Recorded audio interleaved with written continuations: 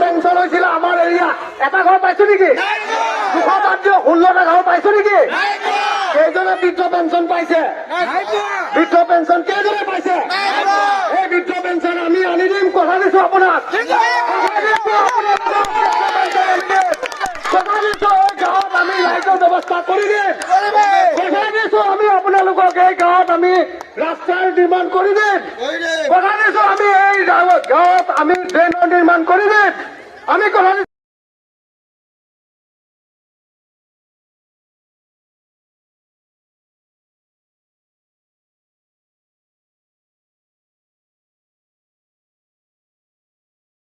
ইমানবিলাক ফ্ৰী দিয়াৰ পিছতো সেই চৰকাৰখন প্ৰফিটত আছে কিন্তু আমাৰ ইয়াত একো ফ্ৰী দিয়া নাই কিন্তু আমি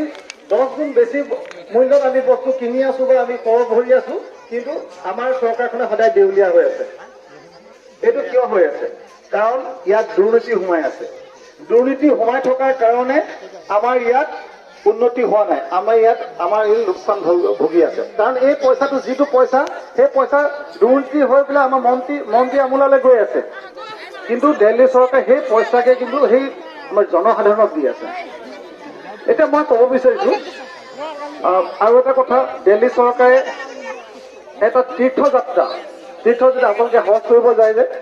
যেনেকৈ কয় সেই ফ্ৰী দিছে হজ এতিয়া বাহিৰত ভাৰতৰ ভিতৰতে যদি কোনো লোক হিন্দুৱে হওক মুছলিমেই হওক খ্ৰীষ্টানেই হওক কোনো লোক যদি তেওঁলোকে হজত যাবলৈ যদি বিচাৰে তীৰ্থত যদি যাব বিচাৰে তেওঁলোকক সেই দিল্লী চৰকাৰে সম্পূৰ্ণ পইচা বহন কৰি ফ্ৰী মানে সম্পূৰ্ণ ফ্ৰী আপোনালোকে AC ট্ৰেইনত যাব লাগিব আপোনালোক টাউন এৰিয়াত থাকে টাউন এৰিয়া মানে পৌৰসভা বুলি কোৱা লাগে টাউন এৰিয়া কিন্তু পৌৰসভা বুলি কোৱা লাগে পৌৰসভা সকলো টেক্স দি আছে কিন্তু পৌৰসভাৰ সা সুবিধাবিলাক আপোনালোকে পোৱা নাই সা সুবিধা পাইছে জানো কিন্তু সমানে যেতিয়া আপোনাৰ মালপানী চাৰিআলিত যিবিলাক লোক থাকে তেওঁলোকে যিটো টেক্স দি আছে আপোনালোকে সেইটো টেক্সে দি আছে টেক্সৰ ডিফাৰেঞ্চ নাই কিন্তু তেওঁলোকে যিটো সুবিধাত আছে আপোনালোকে সেইটো সুবিধাত আছে জানো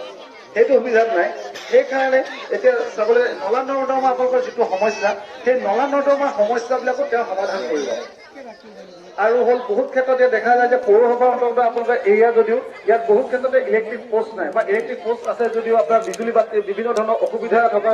আছে সেই অসুবিধাসমূহ তেওঁ আপোনালোকক তেওঁ সমাধান কৰি দিব ইয়াৰ এটা গেৰাণ্টি দিছে আৰু লগতে এতিয়া গধূলি হৈ যোৱাৰ লগে লগে আন্ধাৰ হৈ যায় পৌৰসভা এটা নিচিনা এৰিয়া গধূলি হোৱাৰ লগে লগে আন্ধাৰ হৈ যায় লাইটৰ ষ্ট্ৰীট লাইট পদপথৰ যি লাইট বুলি কয় সেই লাইট আপোনালোকক